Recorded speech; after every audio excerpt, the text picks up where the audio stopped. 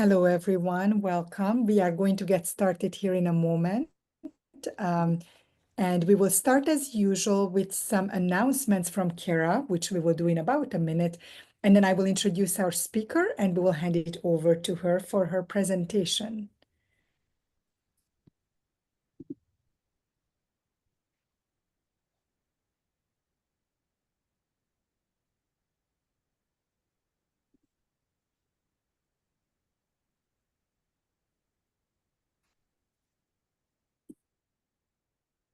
I think we are good, Kara. Let's just get going. Sounds good. Happy Monday, everyone.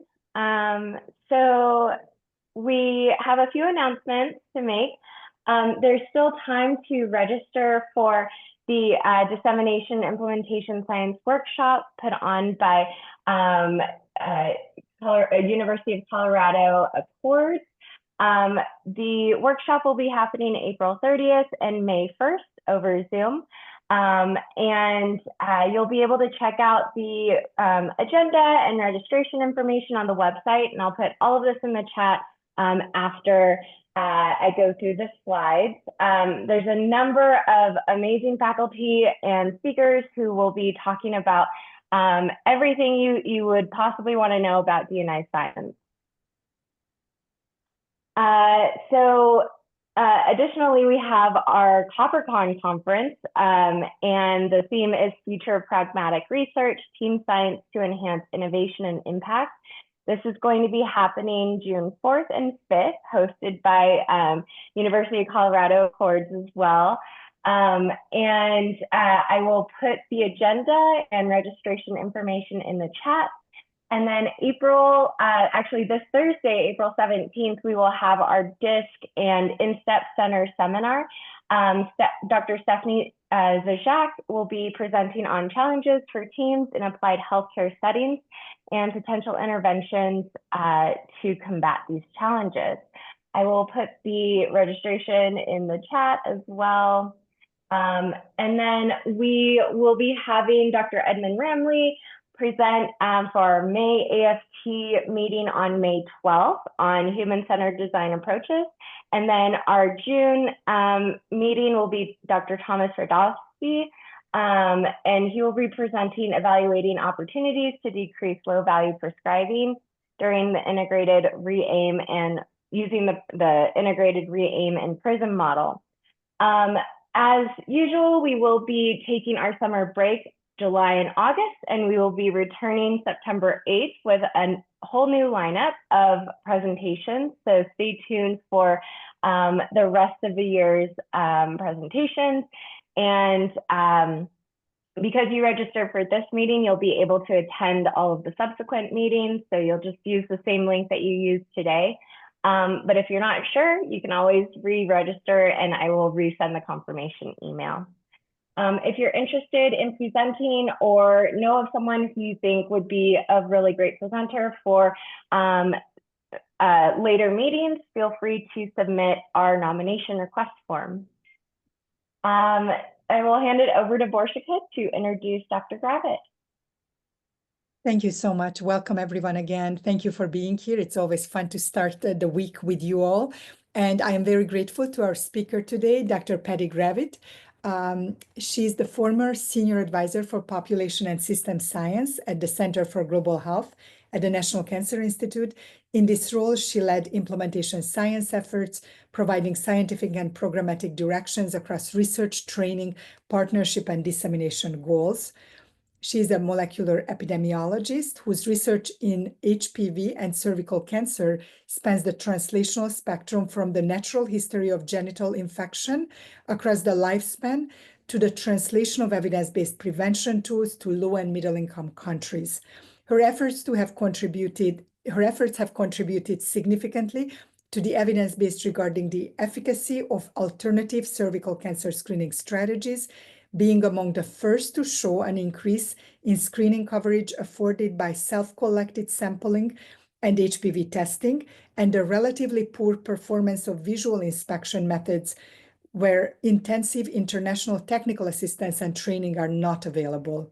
As an extramural researcher, Dr. Gravitt's NIH-funded research included the study of cervical cancer prevention in Peru's Loreto region in the Amazon rainforest. In addition, the study identified approaches to engage health providers and the community in education, screening, and treatment. Most recently, Dr. Gravitt led a team of interdisciplinary scientists and screening implementers to use a systems thinking approach to the design, implementation, and evaluation of WHO-recommended HPV-based screening algorithms. Through this work, she led the development of the Integrated Systems Praxis for Implementation Research, INSPIRE methodology, which leverages system thinking and participatory action research for shared decision-making and context adaptation of cancer control programs. Dr. Gravitt earned her PhD in epidemiology from Johns Hopkins University Bloomberg School of Public Health and her master's in science in biology from University of North Carolina, Charlotte. In addition, she serves on several WHO working groups related to HPV and cervical cancer elimination. We are very lucky to have you. Thank you so much for agreeing to be here. And we will hand this over to you. I think you have slides that you will share. Dr. Gravitt also shared that she's happy to take some questions during the presentation. And Kara, myself, and Russ will be monitoring the chat, and we will jump in as needed. So please use the chat heavily, and we will have a Q&A time at the end as well. Thank you so much for being here again, and we'll hand it over to you now. Okay, perfect. I'm going to just minimize this so that I can see what I'm looking at. All right, is everyone seeing the slides okay? Yes. Yes, perfect. Okay, thank you, Borsika, and everyone for inviting me here. I'm actually filling in for an original invitation going to my dear colleague, Julia Gage, who, a few weeks ago, just based on some of the things that were going on in the federal government, thought maybe she should pass this off to me, as I have accepted a deferred resignation. And so I'm a little bit more flexible in terms of, my ability to present. So I've pared down, our title was very long, so I've pared it down a little bit. This is going to be looking at the end of a realist evaluation of what we consider to be an embedded participatory co-design process for cervical cancer screening in Peru, which was named the Proyecto Precancer. And it's really important to note that our colleagues in Peru, our stakeholders, were the ones who came up with this name. Let me just make sure that I can progress. Okay, so just a couple of disclosures. Although we intended to make this as real world as possible, we did start this project with a commitment from the Ministry of Health in Peru to provide funding support for HPV testing and treatment, through the federal, budget. However, that got delayed for a variety of reasons. And so in order for us to complete our project on time with regard to our funding agency, which was the NCI, we actually did accept some test reagents for HPV testing with GeneXpert from Cepheid and HPV swabs from Copan. Also, as I said, I'm on paid administrative leave from the US NCI. I think it's important for me to note that I am representing my personal scientific work as the original contact MPI on the Proyecto Precancer. And clearly the views expressed here are my own and should not be inferred to represent the US Department of Health and Human Services, the NCI, or the NIH. And so looking at what we were going to discuss today, I went to UCSD's AFT working group and saw two main stated missions for discussion: how to define interventions and implementation strategies, and how to describe and document adaptations. And so what I was able to do in the short time that I have today on a project that's been ongoing now for about, 8 to 9 years, I will describe our systems approach to the co-designing interventions and implementation strategies and how we are evaluating the effectiveness of the approaches. I really suggest that you guys give a future invitation to Peter Hoffman, Laura Guzman. Peter's at Case Western University. Laura Guzman and Camilo Alaya are at the University Los Andes in Colombia. And they've really worked with us in using innovative reverse engineerings through listening to facilitated discussions and using systems dynamic models for leverage finding to support system adaptation. And so those adaptation methods I won't be able to cover today in the time that I have. I wanted to start because I think it's really important to know where you jump into a project. So the Proyecto Precancer actually started because we were doing a molecular epidemiologic study. I was working with Bob Gilman and Margaret Kosek, looking at soil transmitted helminth infections and whether they may be creating a slight immune dysregulation towards type 2 immunity that was causing persistent HPV infection. I really encourage any of you interested in this kind of work to go see this paper in JID. We really did show a pretty profound effect of helminth and co-infections with increased HPV persistence in women who were living in Iquitos and had helminths. What's really interesting about what happened to get us to where we are today, because at the time I was still doing fully molecular epidemiology, was not an implementation scientist. People of my generation didn't know what that was. So any of us who are working in the field now are almost inevitably self-taught. But what happened is we were using self-collected HPV testing to look at our outcomes. And then we made sure that women who had a positive high-risk HPV test were actually sent for good evaluation because we knew that the screening was not working quite well in that region. The health system actually reached out to our colleague Margaret Kosek, and what she did was to really push very hard for us to submit a grant to the DIRH funding opportunity, because she said, look, they really want to try to translate this HPV testing and screening into their health system. So this was a clear stakeholder invitation to work in their system, which was really important because we didn't really have to think as much about system readiness from at least the whole system, although there were many kind of challenges along the way, which I probably won't have time to talk about.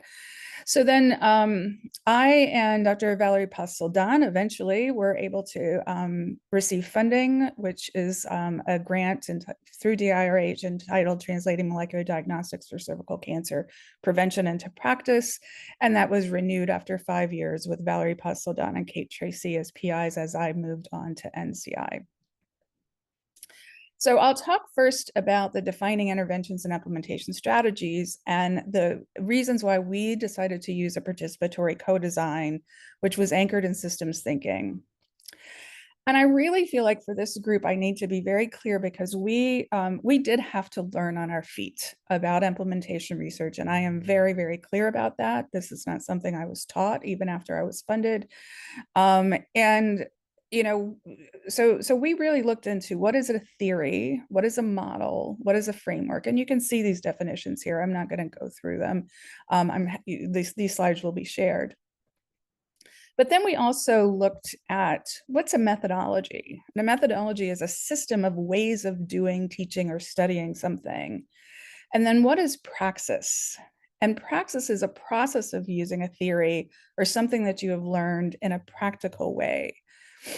And basically, as Valerie and I sat down and said, okay, this is a really complex problem. We don't really know how to do it. We were looking at some of the other models and thought, we're just not sure the system is ready to jump right in. So what we did was to use methodologies and praxis of systems thinking and participatory research as the primary drivers for the implementation of our research project.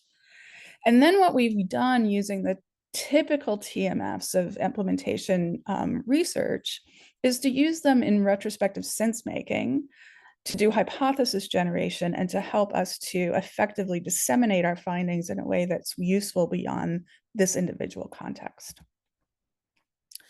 So what we developed, and it's not really meant to replace anything else, it's very much like the knowledge to action framework or process framework. But basically we kind of, and I just actually found this yesterday morning, this graphic, which I just love. No matter how sharp your teeth are, you can't bite water. And what does that mean? It's every problem comes with its own solution. Take time to understand the nature of the situation before taking action. And I believe from the beginning of this research and to today, this is what was essential for our implementation success and the somewhat volatile but still ongoing maintenance of our implementation research. And so what we decided to use was a system strategy. And I've got at the very top of this slide that this really is not something that I came up with myself or any of us did, was really kind of drawn from the systems mapping Amidjar framework for development that goes into a series of 4 phases.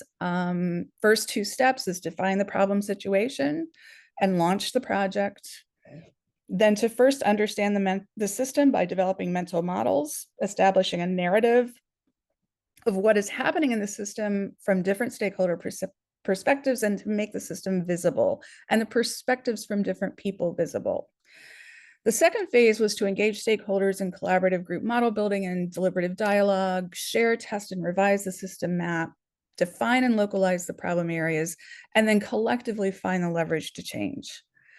In phase 3, it was to have the stakeholders design their implementation plan with implementation support from the researchers, do the infrastructure modification, training, dissemination plan development, and implement the changes, which is typically kind of, I think, phase 3 is what we're used to seeing as part of implementation research. And then the final phase is learn and adapt, where we had ongoing monitoring and evaluation using stakeholder accepted implementation outcome metrics. We shared those results with stakeholder groups, and then we reinitiated the Inspire cycle where it was indicated, although some of that got a little bit interrupted due to COVID. This is all available in CEBP from 2020 with the reference that I have below. So first, identifying the problem situation, cervical cancer remains the first leading cause of cancer deaths in women 15 to 44 years, despite having about 60% reported screening coverage in Peru. So you can see here, it's a really high cervical cancer rate, years of life loss. This is the screening coverage that was reported at the same time. And this all is occurring at a time where the WHO has actually launched an initiative to eliminate cervical cancer as a public health problem. Their elimination strategy has 3 pillars. First pillar is 90% of girls fully vaccinated with HPV vaccine by age 15 years. And that was an ongoing program in Peru when we started this, where really we were focused as what was not working very well, which is getting 70% of women between the ages of 30 and 45 years screened with a high performance test, which generally is an HPV DNA test. And 90% of those who were either screened positive or were detected with invasive cervical cancer get treatment. And so our question was, can the Microrred Iquitos Sur, which was the largest health network in Iquitos, change their screening system to meet elimination goals? So one of the first things that we did was to identify a champion and key collaborator. This is so important. And so, because Dr. Margaret Kozak and Valerie Pasoldan and my other colleagues from the US had, Valerie's actually from Peru, but her university affiliation is at Tulane. They all kept telling us, go speak to Dr. Graciela Mesa, right? And I actually found recently a videotape of that first meeting that I had with Graciela in her office. She's a medical doctor. She's lived and worked in Iquitos, Peru for her entire career. She's an established researcher. She's got with multiple international collaborations. And looking through that video and just remembering, she really very skeptically agreed to work with us, but was very worried about the helicopter science and how this was going to be any different than things that they typically were involved in, where we'd go and test something and leave and nothing would really sustain within the system. So I'm going to quickly go through kind of our 4 phases, and I'm going to touch on the methodologies that we used, which are not, they weren't really necessarily typical of the ones, for example, that I had learned from taking the NCI, online courses, what I was self-taught through some of the other implementation science, but it just in a global perspective. The ones that I found were more in the international development arena and just seemed to make a whole lot of sense to what we were trying to do. And so those were the uses of Checklin soft systems methodology, the use of process mapping, which is a lot less formal, for example, than implementation mapping, but does allow, as I'll show you, kind of an elaboration of how the system is working, and it again gets that key shared visual understanding. We used, of course, mixed methods, key informant interviews, and focus group discussions, as well as program audits to understand what was currently happening. I really, if you haven't are not familiar with soft systems methodology, I don't hear it mentioned a lot in the implementation science literature. It's been one of the key driving forces of the work that we've been doing, and I really encourage you to read Checklin's information on this.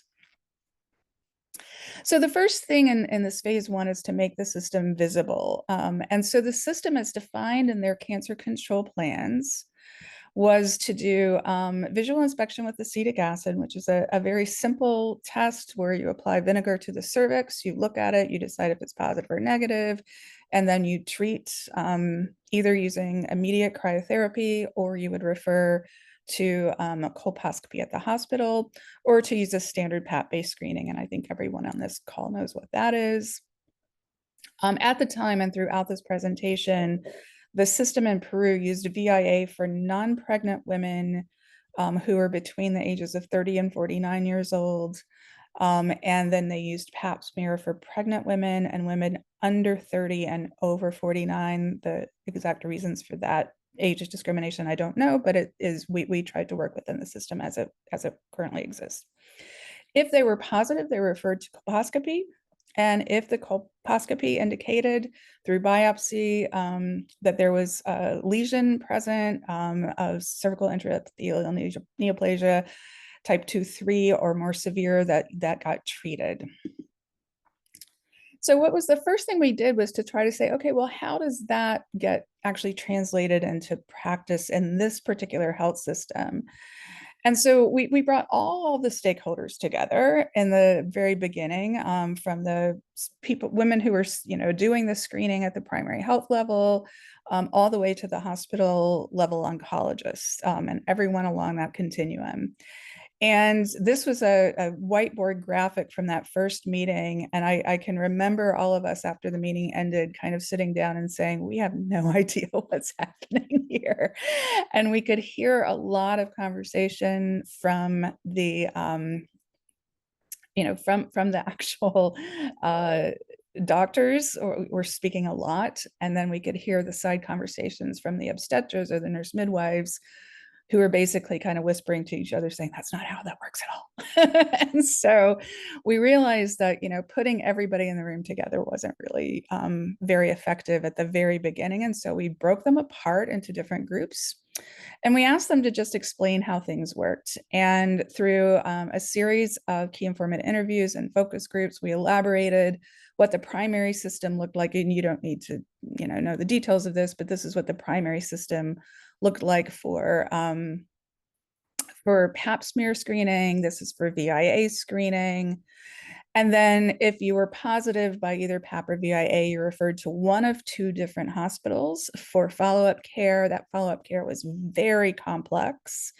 We could see it took up to 11 different visits for women to actually get care for their positive screening. And you can see where we identified multiple delays in the system, redundancies of the system, where things were repeated unnecessarily, fragmentation in terms of not understanding what one part had done, and then the lack of standardization. Where were they with regard to their screening coverage at the time of the initiation of the study? We did 18 months of evaluation before we actually initiated any HPV testing or any kind of, implementation strategy or change. And what you can see is of the total screens, which include at that time either VIA or PAP testing, If you wanted to meet elimination goals, you would have to screen every woman in this health network once every 3 years if they were negative, and we had 390. That would be about 390 women a month across the health system, and this is where they were. So well below their screening targets. In terms of the as-is situation of managing screen positives, we found 193 who were VIA positive. 37.8% had any evidence of follow-up, and of those, we could find only 30% who completed care, which we defined as either having a normal colposcopy, less than CIN2 on biopsy, or treatment of CIN2 plus if that was found, but almost 70% were lost to follow-up.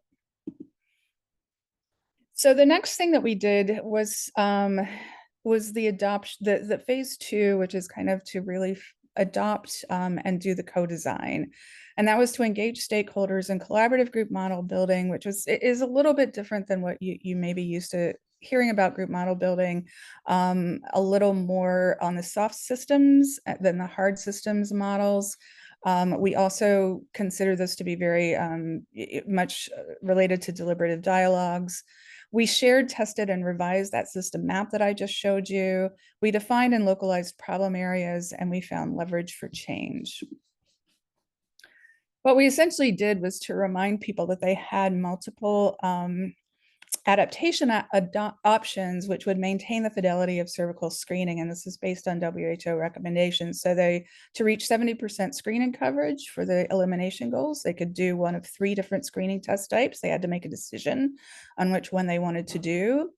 They could immediately send the screen positives to pathological diagnosis or treatment, or they could do a triage test, and there were different options for triaging. They could do a pathologic diagnosis with colpo and histology, or they could do none. And they could do multiple kinds of treatment, and that's to meet the 90% treatment of positives. And as we went through all of these different options, we engaged in what we call design workshops, which are these group model building workshops, deliberative dialogues. And every time, one of the combinations came up, we asked, do you think this is feasible? Would it be acceptable? Would it be affordable? Is it sustainable? And it will be equitable across the system. One really important thing that we used was simple scenario analyses to understand the trade-offs for different decision-making. And this is something that we developed originally on Excel and is now available actually. It's not really very user-friendly for people who are unfamiliar, but we can arrange for people to help walk through, but the tool has been expanded to something that's web-based and very easy to use, that's housed at the NCI website. And so the idea was to kind of have certain kinds of assumptions that were user inputted. What's your population size? How much CIN2-3 do you think you have in your population? What screening interval do you want to use? What kind of coverage do you have or do you want to have? And what's the screening test sensitivity and specificity that you're considering? So be that VIA or PAP or HPV. If you're going to do triage, let's say, for example, colposcopy, how many people do you think get there? And what's the test sensitivity and specificity? And how many people do you think will get to treatment if they are determined to be positive and need treatment? And the outputs generated from the scenario is, okay, given those assumptions that you're making, how many women with precancer would actually be treated? How many might be missed by the program? And then importantly, of those who are missed, where in the program were you missing them? So, in this scenario, for example, of the base case of PAP to colpo to treatment, most of the women were being missed because they only had what they considered to be about a 40% screening coverage. The second part was that the positive screens did not get to colposcopy because there was not a high attendance at colposcopy. And so you can see that just participation ended up to be the highest leverage point for change in the system. And that's really kind of where we're thinking about in terms of deciding strategies. It's using scenarios to really determine where the leverage points are. You can see that an alternative screen and treat where you just, you can get high screening coverage with self-sampling and you just forego any kind of other follow-up. You directly treat if you can. There you can see that you get a much higher impact, but it does come at a cost of more overtreatment. The other thing that it does is actually look at the annual resources required. So this base case required screening every 3 years. So you can see the number needed to screen per year were higher than the every 5-year screening that was possible with highly sensitive HPV tests. Although, of course, you needed to treat more, although the treatment could be something that could be done at a primary level, which I'll talk to. But really what we were doing was to bring all of the stakeholders together from the primary level all the way to the hospital level to find a solution, through going through the data as a group that was acceptable to everyone, that balanced both the desirability of being perfect with the feasibility of what could be done. And really, this was all about perspectives, right? Is just understanding the people at the primary level had a certain perspective, people at the hospital level had a certain perspective. We really tried in our facilitated dialogues to say both things can be true at the same time.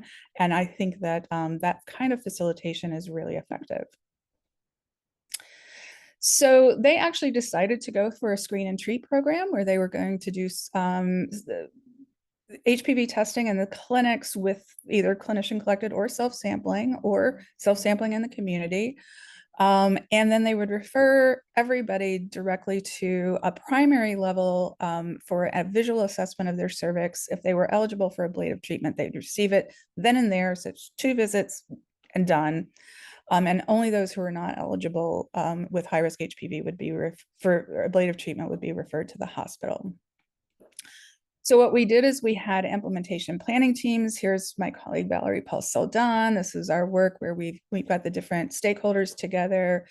We had a planning team looking at how they were going to actually implement the screening at the primary level, what needed to change, what kind of rules needed to be changed, did new forms need to be made available. Planning teams at the primary level to how we could implement, this would be a new thing, ablative treatment at a primary level, and then the referral level. We did have to facilitate from some infrastructure development, as I've noted here, and then we developed some training teams, and this includes my dear colleague, Jose Geronimo, who was there training for thermal coagulation. And in phase 4, in learning and adapting, again, it was the deliberative dialogues around these implementation outcomes and using some of the re-aim frameworks to actually reflect on how well we were doing. All of these things either have or are going to be coming out in publications, and I can certainly send a list of those to attach to this on the website. One of the things that was important was us to, again, go through the shared visualization of what they intended to do when they planned the system, and to check those initial planning decisions. We found using swim lanes to be a really effective visual way for people to very kind of quickly understand what the system was doing and how it was connected across the different sectors and where the data needed to be collected. So this is just, for example, showing that, sample collection could occur at the home, in the community, or at the clinic. The sample either way had to be transferred to a central laboratory. The result had to be delivered back to the patient, either by a healthcare professional. We considered SMS, but did not implement that for reasons that had to do with the health system desirability. If they were HPV positive, they were referred to care initially at the primary health care system. If they were eligible for treatment, they were treated there and then sent back for repeat testing at a year. If they were not eligible, they were referred to colposcopy and treated there. And you can see where all these little clouds are the places where we really needed to capture information so that we can monitor and evaluate. So we used the swim lane to probe what was working, what wasn't, who was involved, where the highest leverage for change might be. At the end of the day, we found that self-sampling enabled more screening with the same resources, particularly in peri-urban and rural health facilities. Pre-implementation goal, post-implementation goal, and the percent self-sampling is recorded here. And you can see, especially in the peri-urban and rural areas, the idea of of self-sampling was incredibly effective in reaching equity with the urban centers, which did better with our post-implementation, but it was much more equitable because the nurse midwives could actually take the samplers out to the community. Also, task shifting the management of the screen positive women from the hospital, where you see we were only getting about 30% follow-up, to the primary health facility, where we got 70% follow-up at the time of this analysis, really significantly increased the completion of care, despite the fact that, if you notice, we had 3 times more screen positive women in an actual much shorter period of time. This is just looking at kind of the interrupted time series. We do have ongoing analyses, formal about this, but I didn't, really have time to present those today. If you look at this dark green line, this is the HPV testing. This is when HPV screening implementation began. You can see within 6 months, we were surpassing our screening goals for every 5 months of screening, on average 233 women per health center. Then everything shut down during COVID. After the first wave, lockdowns were lifted, it went right back up. Then they had another shutdown, which lasted for several months, again, went right back up. And then they've been challenged more recently with procurement issues of the HPV tests. We've also looked at scaling this up beyond just the center, and how do we do that? And it's really this issue of rapid cycle research, and defining the issue so cervical rates improve well above elimination goals, initial planning, and this is work that we did with the Ministry of Health at the national level, which is HPV test procurement, established laboratories, data system, primary components, scale this up in Lima. Observations of the implementation, and an example that we worked on is the Northern Lima district. And then to do this cycle of action observation and reflection informed planning. And we did these in what we call redesign workshops, which is looking at the experience in screening at the primary health facilities and the experience in referral hospitals. This is work that we did as part of an NCI-supported prototype of embedded implementation research, which we were really trying to show as a funding agency could work, that we called this Project Sync, which is synchronizing implementation research and practice. And I really want to give a big shout out to the colleagues at NCI who worked on this, particularly Julia Gage and Lauren Nervy. And we've expanded that to El Salvador and Antigua Barbuda, and we're in progress with Colombia and Paraguay, but not really sure how that's going to moving forward in this new reality. So, so that's the process that we used in terms of selecting strategies. And if you go to our CEBP paper, for each of the phases, the reality is I couldn't come up with how you could possibly, in a system that complex, test 1 or 2 or 3 or 4 or 10 versus 15 different strategies. All of them were critical, and I couldn't figure out how would you really meaningfully, with statistical significance and something that would be generalizable, actually figure out like what part of everything that was going on was actually critical to things working, and then how that translated. So rather than, so you can go and look at our strategies. We used almost all of them in some form or another. But really what appealed to me and what we did in our renewal application was to say we would rather evaluate complex interventions and complex systems using a realist evaluation. Realist evaluations understandably being more complex and take longer. And I know I'm running short on time, but I'll try to go through this pretty quickly. This is a paper that's under review. But really, we wanted to know, of all the things we did, how, for whom, and under what context did our approach work to meet our implementation goals?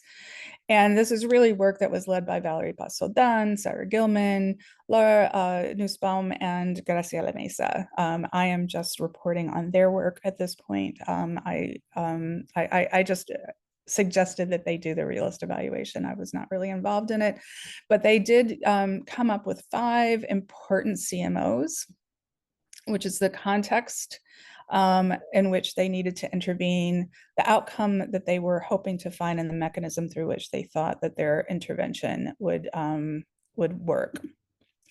So I'm just going to go through each of the 5 really quickly, and then I'll end. The first was that there was a hierarchical health system We thought through bilateral exchange of information and ideas through the work that I've just described to you, and a grounding of a new screen and treat program with provider buy-in across the system would lead to the health providers having ownership and recognition of the importance and the effectiveness of the new screen and treat program. And so here are just a few quotes of what we found from our realist evaluation. So from a local hospital midwife, you considered our opinions, our suggestions, and I like that. In other words, you've taken every word, every experience that you've had in each site. This was not done overnight. It has been a very succinct project, a very organized project, evaluating each process that was occurring. It has not been easy because I remember we had meetings until late at night.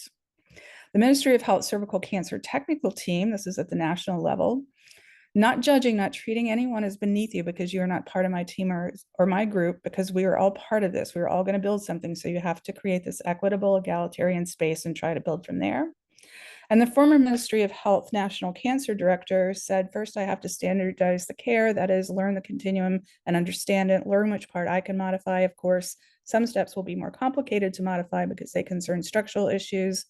This identification of the problem that is still latent is important. This was an important lesson, the process mapping, and identifying the pending issues and how they will help you. And so you can see by bringing people together across these different areas to discuss a problem with a shared visualization of the problem really resonated with everyone.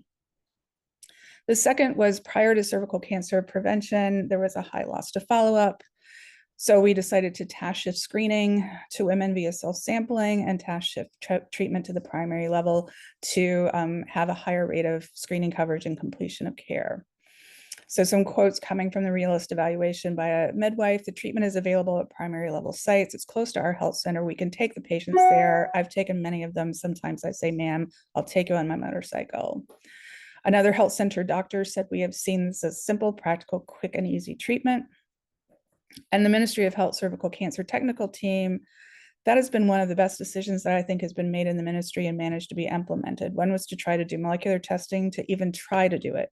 And the second thing was to migrate the management of pre-malignant lesions to the primary level of care. That implicates what you said, strengthening the primary level through trainings. These two things are what have worked best from my perspective and what really caused change. The third was that there was fragmented monitoring and evaluation system for the national system. So we implemented a new data system, both ourselves as a research team, as well as in coordination with a data system that was developed through the Ministry of Health to improve patient tracking. A regional health authority said we've been managing our system based on patterns in the health record, but they did not help you find the positive and negatives in an agile way, meaning it was an aggregated analysis and not an individual level monitoring. A health post doctor said we keep repeating everything manual. If we had an integrated network system, maybe it'd be easier to do patient follow-up. What we need to do is systematize this. We keep doing the registering. One of the biggest time wasters we have in our system is the amount of record keeping we have to do. If we've really been able to reduce this loss of follow-up, it has been because you, the project, have been behind it. The Ministry of Health, the Cervical Cancer Technical Team nationally said, I think from the beginning, I had this idea, you should not start without an information system. You reinforce that. Sometimes we need that push of, okay, you're on the right track to be able to continue, because the truth is there are a lot of ideas, but putting them into operation is a different manner. The fourth was that there was a fragile and under-resourced health system in a politically unstable country with frequent regime changes. We hoped that because everything at the very top was changing all the time, if you empowered the health champions and had continuous engagement as a research support team between the health providers and ourselves, that we could maybe have some more program sustainability. I'm just going to read one thing, just because I'm running out of time. It hasn't been like, take this is how it's done.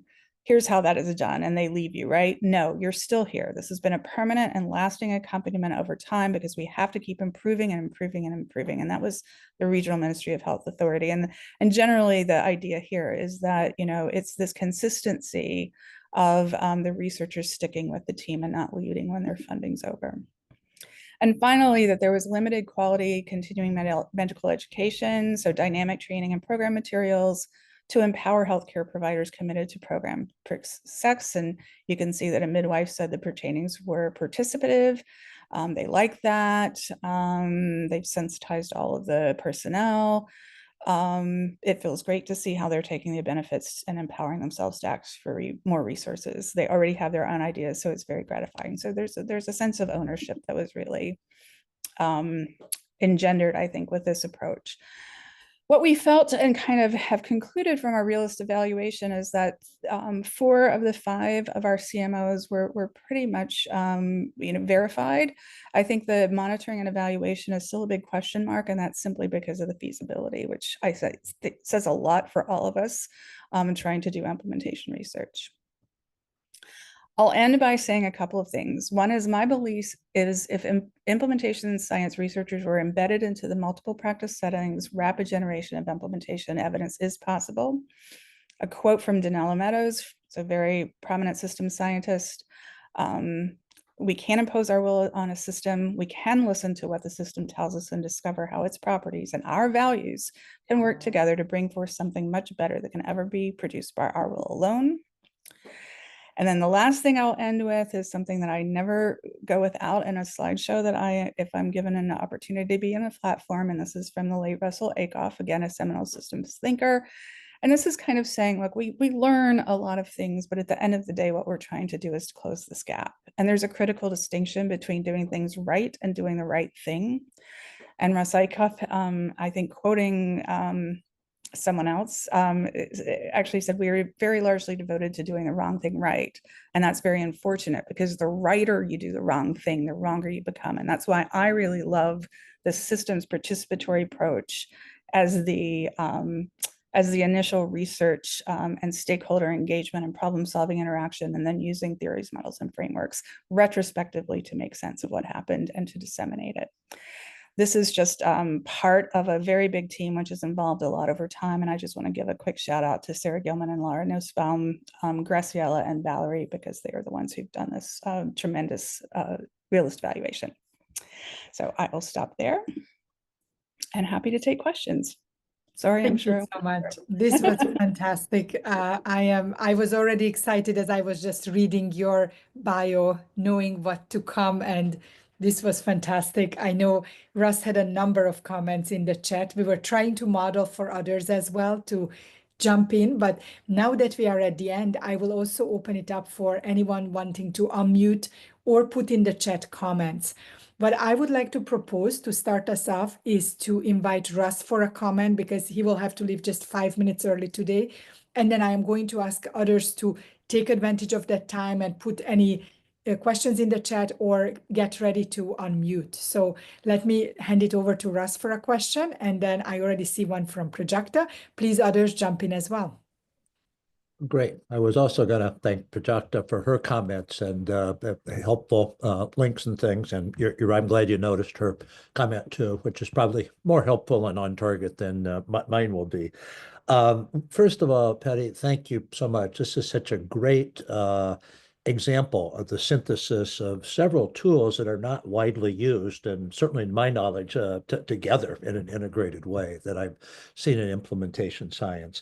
I was particularly, going back to the very beginning, I was particularly interested in your notion, your recommendation about the reverse engineering approach and Peter Hauptmann's group, systems dynamic modeling. And maybe you could say a bit about that. But I wanted to follow up. My question follows up on one of the things you said at the end. And if I followed you, you said you really liked the participatory notion, the example, system dynamic modeling, but using that first and then retrospectively applying implementation science theories, models, or framework. And could you just talk a bit more? And I'm wondering, I have some guesses, but I'm wondering why you couldn't use the theories, models, and frameworks initially to involve that doing some of the modeling. Right. Well, so what basically Peter Camillo and Laura did is, that they had the standard way of doing group model building is, you spend some time talking about the conventions of system dynamics and you build causal loop diagrams together. Right. I kind of pushed very hard to say that's not going to work in this situation. Like it's just, it's going to overwhelm people, and I don't think it's going to work. So what we did was we tested in a workshop, a 5-day workshop that we had in Lima with different stakeholder groups, and they're finishing the paper right now. But essentially, what they did is we had Lara and Camillo just sit and listen to us do this reflexivity exercise in our redesign workshop, right? What is it you were trying to do? What is happening? Where are the bottleneck? And they just listened to that dialogue. And then they were able to just sit and make their causal loop diagrams and identify where the facilitators' barriers were that could then be, kind of taken to some of the decision makers, right? And explained more fully, and kind of think about where they could make changes and have leverage finding, right? And then, could be ultimately put into some functional models where we could start to track and adapt over time, did this work or not? Now that would take funding that we didn't have. So we weren't able to kind of, but they really love the idea of how you could do, they're the ones who call it reverse engineering, right? Is that you can make the system dynamic models without have to going, through formal causal loop diagram model building. In terms of, we did use, I'm not going to say that we didn't use the theories, models, and frameworks. I think that if you look at our CEB paper, I did reference where we thought that the different CFER domains were actually kind of elaborated in each of the phases of the INSPIRE methodology. So I kind of mapped those out as, here's where we would get kind of the different domains and the inner setting, outer setting, together. Obviously the implementation part, comes in the actual implementation. But in terms of like the theories of what was going on and how, I don't think I could have known that until I went through the participatory process. I just don't. I could have proposed it, right? And here's just my personal belief that I know is not shared by others, right? My personal belief is my assumptions have always been wrong when I work in global health. I go in thinking I know everything, and I usually end up, being really slapped in the face and saying you knew nothing.